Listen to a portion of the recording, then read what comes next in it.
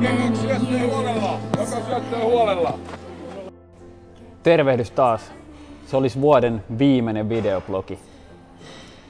Presidentti, nobelisti Martti Ahtisaari on todennut osuvasti jotenkin näin. Siitä, mikä on päämäärä, ollaan harvoin erimielisiä, mutta siitä, miten sinne päästään, ollaan valmiita tappelemaan vaikka verissä päin. Keskustelu suomalaisesta jalkapallosta, sen johtamisesta ja rakenteesta on viime aikoina käynyt sangen vauhdikkaasti. Oikeastaan keskustelua on käyty jo pari vuotta ja uusimmassa strategiassa on Seurojen palloliitto-niminen kehitysohjelma, joka määritellään jotenkin näin.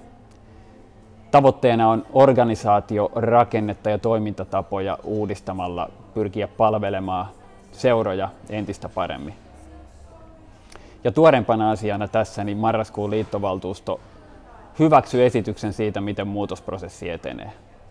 Asiaan liittyviä mielipiteitä ja intohimoja on paljon. Mä itse näen, että on positiivista, että uskalletaan katsoa omaa toimintaa kriittisesti.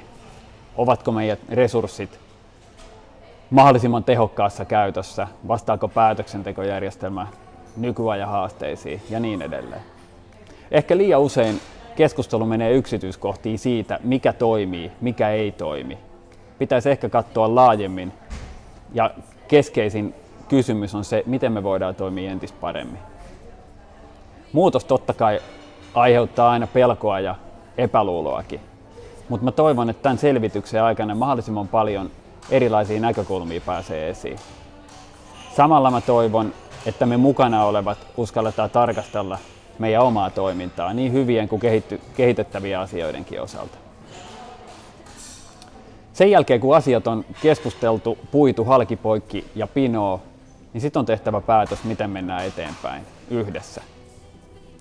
Tässäkin tapauksessa kaikilla on varmaan yhteinen tavoite. Entistä vetovoimaisempi, entistä menestyvämpi jalkapallomaa. Se, miten sinne päästään, se keskustelu on käynnissä. Hyvää talven jatkoa kaikille.